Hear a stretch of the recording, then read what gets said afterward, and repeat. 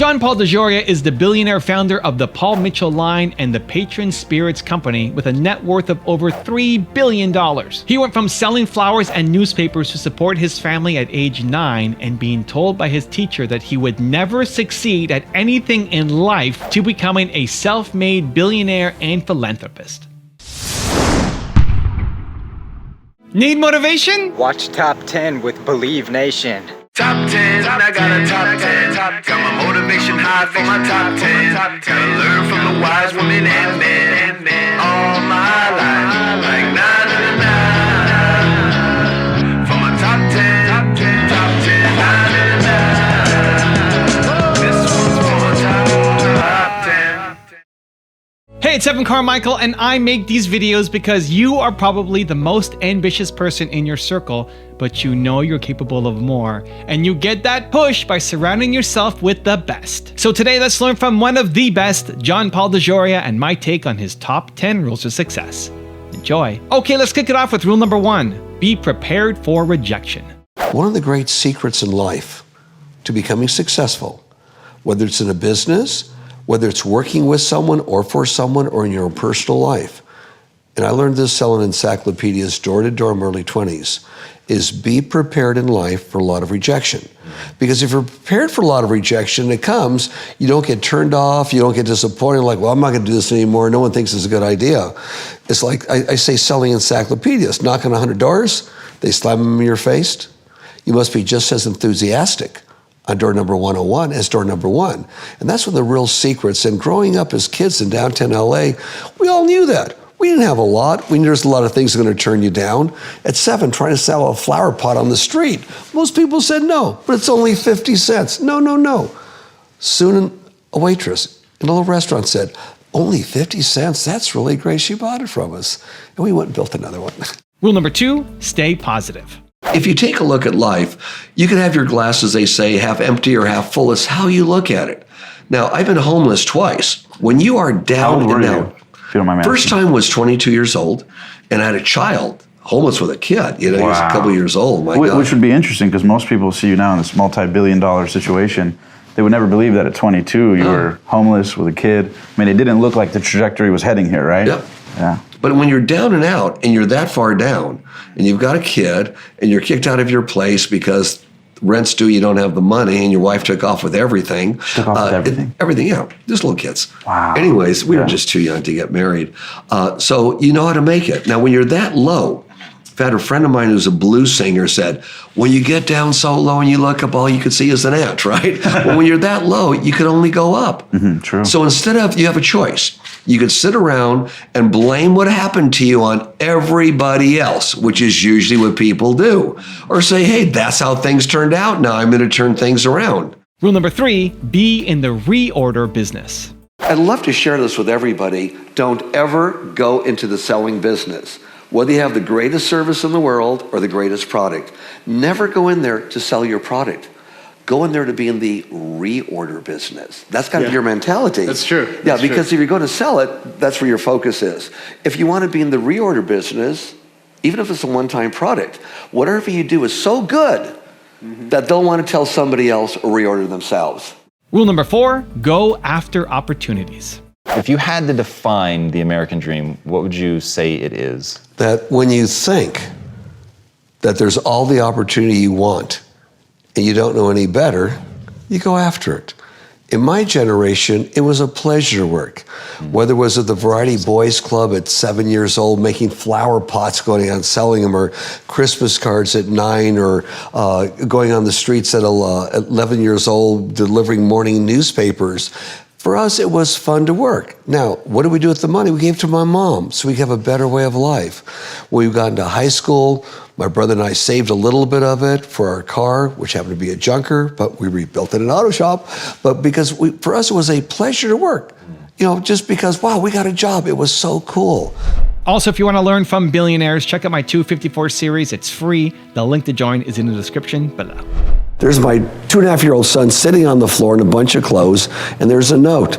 Can't handle it anymore. Better off with you. Good luck. I'm gone. Rule number 5, think with your heart.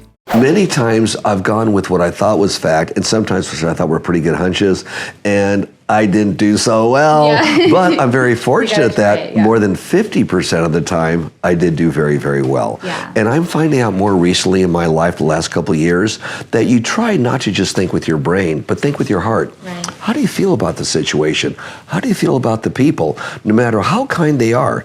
And I've had some really nice people, got in foreign countries and everything else, that were the nicest people in the world. Yeah. Turned out to be total ripoffs. Yeah. But I didn't know that. There were clues along the way. So I say to everybody, and I say to myself now, feel the person out or feel the situation out with your heart. What is your instinct? I think now more in life that I go off instinct plus facts. Obviously, you have to have some facts along with it. Does it become easier the more you do it? Yep. Okay. Much easier. When you're set to, well, how do I feel about this? Shall we say, with data, stable data that I have. How do I feel about these facts? And how I feel about it, just my intuition. How do I feel about it from my heart? Yeah. And the more you think about doing it that way, the more it happens. Rule number 6, take responsibility.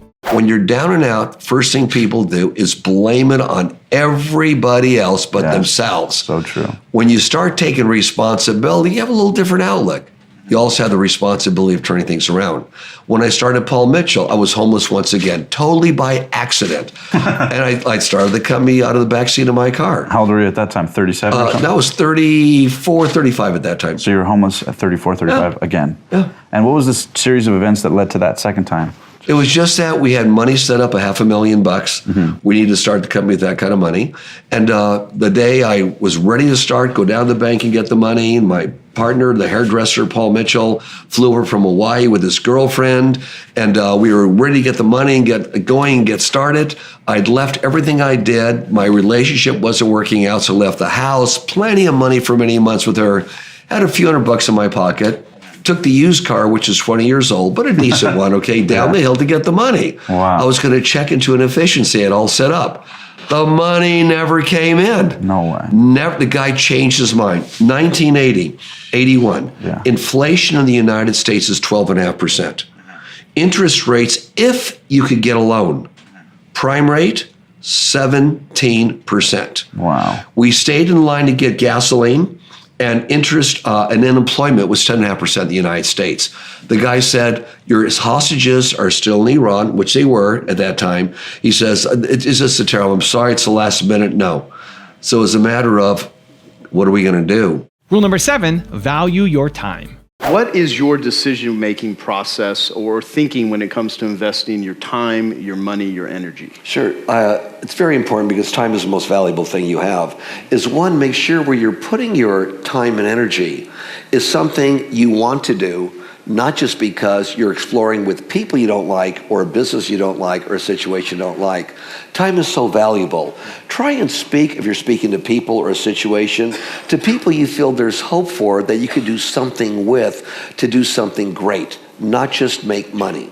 Whenever you go into business or in a relationship with someone just to make money, then it means you've already decided to take a portion of your time to make these papers that are backed up by nothing but will buy stuff. Call it a possession.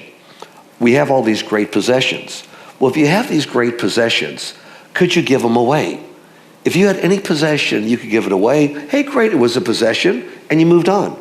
If you can't give that possession away to somebody, just give it away. Then it possesses you. Rule number 8, learn from experience. How did you get through, like, tactically to a sale in the encyclopedia world? Like, people don't want to hear from you. Yeah, no. So, like, how do you overcome that?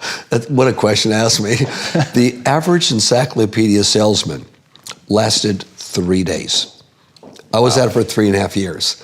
And the way it worked in those days, it was commission only. So the way it worked is you went for an interview, they told you all you could possibly make off commission only, and we were in training for 3 days. It was a presentation that was scripted. We'd have to memorize the whole thing. Well, when you got in the field, you remember parts of it. You knock on doors, you're not quite sure of yourself, a lot of doors are closed in your face. But what happens, after a while, you start getting used to it, and you see what you can say or do that'll make it better. Or when you go back the next day with your other salespeople, what you see, what you do, what did I say? So let's say I knock on 100 doors to get into one. Give 10 presentations to sell one book. But then when you get better and better at it, through your experiences and losses along the way, it sharpens you up. Where all of a sudden I got to a point where if I gave 3 presentations, I have no less than 1 order, commission only. But I believed that I could do that. I believed that Colliers was the best set of books because a high school student could read it. It wasn't like a college manual you had to read, and I was doing something good for somebody. So you have to believe that what you're doing is good, it's going to benefit somebody, and you learn as you go. Okay, do I look someone in the eye? See, a lot of people don't know these things. Look someone in the eye. All too often people say, it's hard to look someone in the eye because you feel uncomfortable. Of course you do. They're not on the same wavelength you're on or the same frequency. So what do? How do you overcome that? You learn these things along the way. You look them right between the eyes or at their eyebrows. Looks like you're looking them in the eye. I've been working on a book for a couple of years with some of these tips, and it's not ready yet. Maybe next year it'll be ready. But there's all these things. And of course, smile. Smile is the most wonderful thing God gave us. And you don't smile when you first talk to somebody. You smile before you knock on their door. And if your day sucks, you fake it.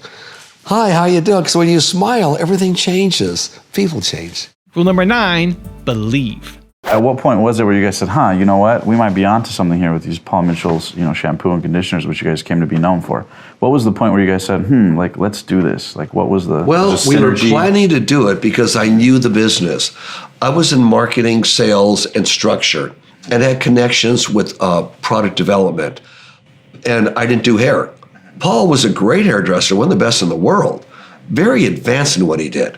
However, he didn't do business. It was a perfect combination for these 2 guys together. We're just the best of friends, and we knew we could do it.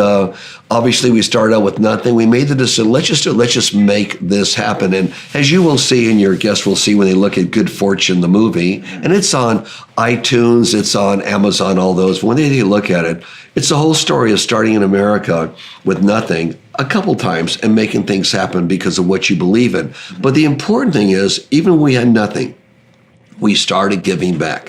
Whether it was the first company to say we will never test on animals and never have to this state, or other things we did. I want to shake your hand to that. Sure, you betcha, man. I applaud you to that. That's awesome. It's still going on that one. And rule number 10, the last one before a very special bonus clip, is share your feelings. I have had before co-partners in some businesses I've tried, and not as good as my partner Paul Mitchell, but in other businesses, and they didn't turn out to be what I thought they would be. So if you have a partner, one, you've got to be friendly to one another. You also have to have your boundaries where, okay, I live my life, you live your life, we can't live it all together. When we're together, we have the certain goal. Now, if you do have, I call it a challenge opposed to a problem, the best way to address it is not do it, for example, aggressively. In other words, don't attack on it. Instead, it's much easier to say, well, Liz, you're a wonderful person. We've done some really great business together. But with all due respect, when I came in here, I had a great idea I wanted to tell you, and you kept on cutting me off. And it made me feel bad, Liz. I just want to let you know, it just made me feel bad. And I know you'd like to hear it. I just wanted to share that with you. You share your feelings with the person. If they have an idea you don't think is any good, you can say, that's a great idea. I could appreciate where you're coming from. Always validate the person. However, can we look at this a little differently? Maybe we can enhance it and build upon it. And then you come in with your 2 cents. Always respect the other person.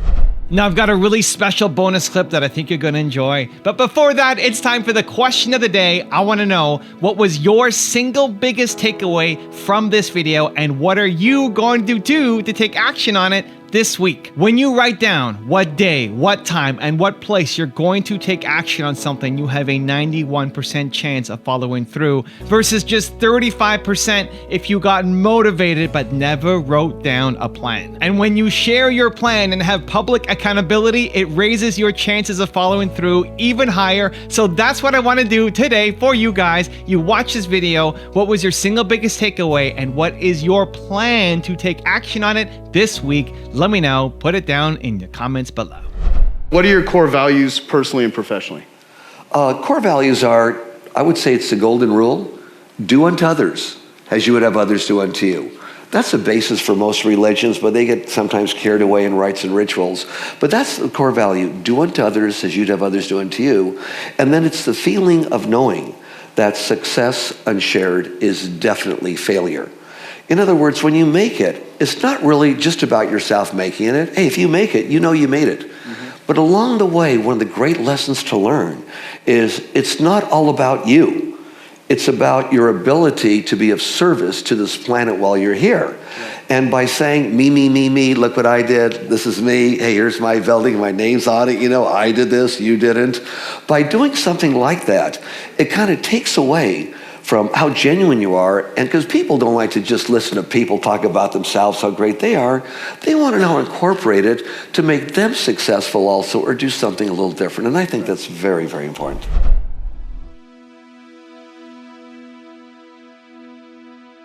If you want to change your life for free in the next 30 days, check the link right here below me. Or if you want 10 more awesome rules from Richard Branson, check out the video right there next to me. I think you'll enjoy them. Continue to believe, and I'll see you there.